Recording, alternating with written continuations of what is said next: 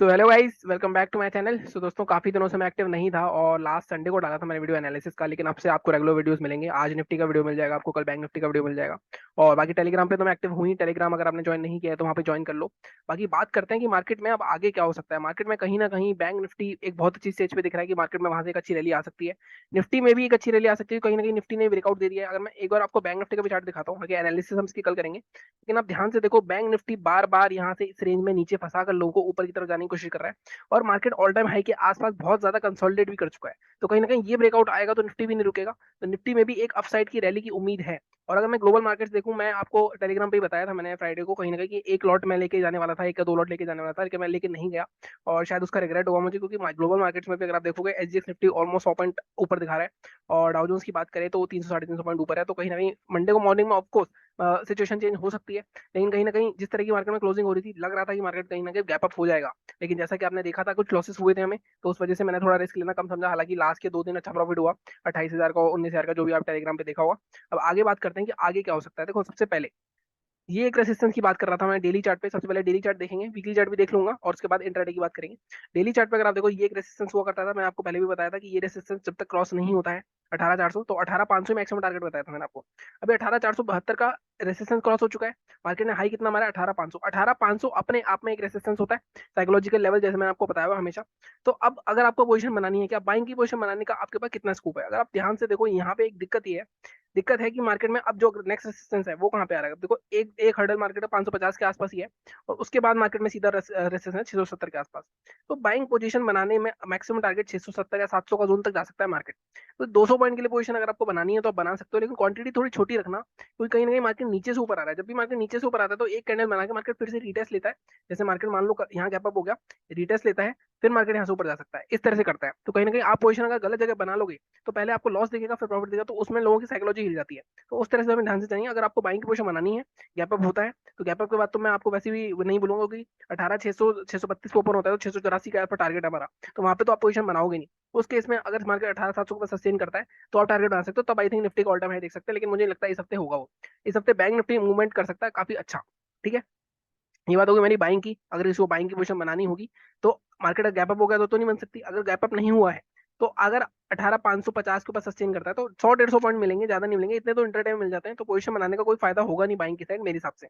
ठीक है, अब सेलिंग कहाँ करनी है? आप देखो, सेलिंग सीधी सीधी, अगर मार्केट में 18,472 का रेजिस्टेंस है, 18,472 कह लो, या इसको आप 18,450 का एक जोन हुआ करता था, 18,450, मार्केट अब दोबारा से जब 18,450 के अंदर 30 मिनट की कोई क्लोजिंग करेगा, उसके बाद जब उसका लो टूटेगा तब आप पोजीशन बना सकते हो। उस केस में कहीं ना कहीं मार्केट में ब्रेकआउट फेल माना जाएगा, और टारगेट फिर से आपका यहाँ पे अगर आप देखोगे तो एक, अगर आप ये ट्रेंड लाइन बनाओगे तो एक इंपल्स आएगा मार्केट में, और टारगेट आपका फिर से इस जोन तक का रह सकता है, 18,200 18,300 तक का। तो यहाँ पे भी ज्यादा पॉइंट नहीं है, इस ट्रेंड लाइन को मार्केट होल्ड कर सकता है। लेकिन अच्छी बात यह कि एक दो तीन, 3 बार टेस्ट कर चुका है, तो मार्केट चौथी बार आएगा, तो हो सकता है मार्केट इस बार नीचे आए तो कहीं ना कहीं सेलर्स यहाँ पे और ज्यादा हावी हो जाए।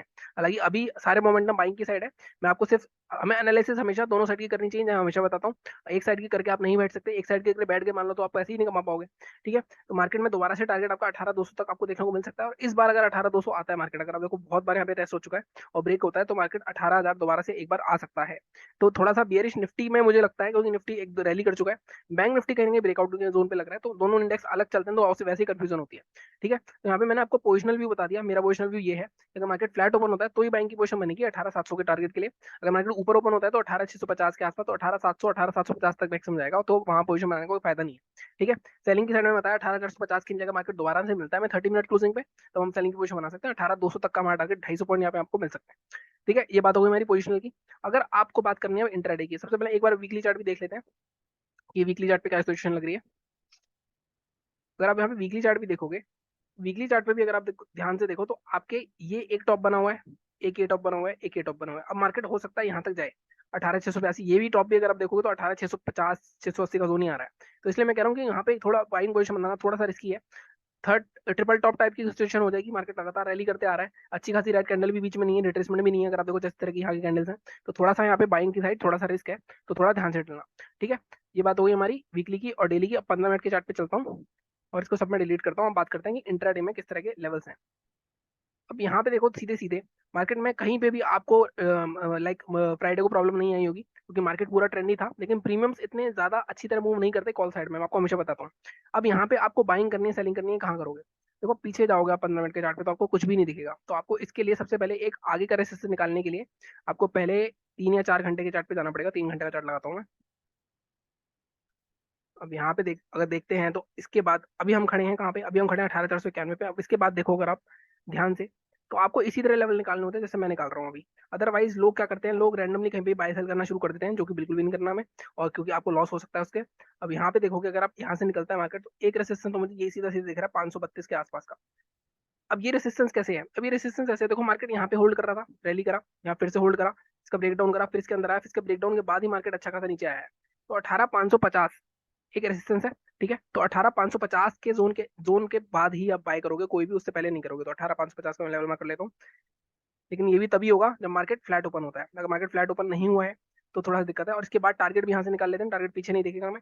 अब यहाँ पे देखो इसके बाद मार्केट में जो रेजिस्टेंस दिख रहा है मेरे को, वो दिख रहा है आपको सीधा सीधा ये वाला जोन 18,661 का। तो ये 100 मिनट मिल सकता है, 18,550 का मार्केट ब्रेक करता है। तो 15 मिनट के चार्ट पे चलते हैं।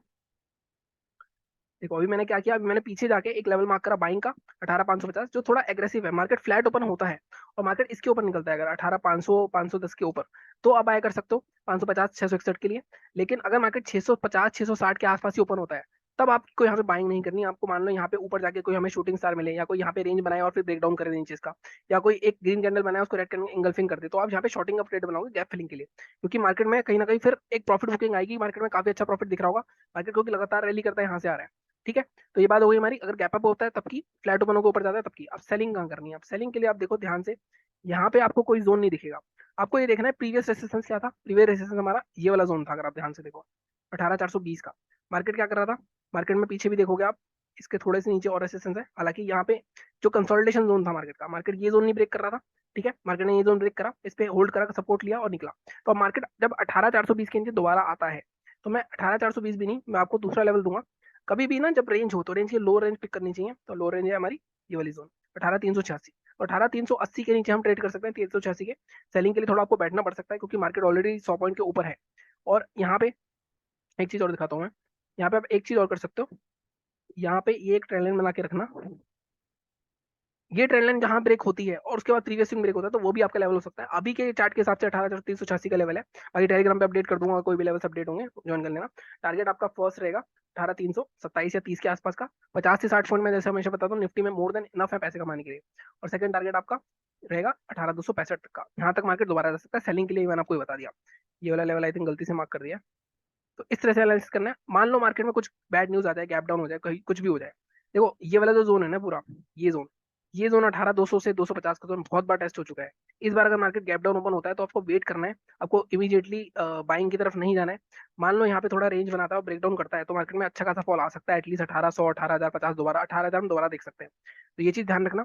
मार्केट में इसी तरह से आपको बैंक निफ्टी की एनालिसिस कल दे दूंगा मैं। बाकी चैनल को इसी तरह सपोर्ट करते रहो, लाइक करो, शेयर करो, सब्सक्राइब करो।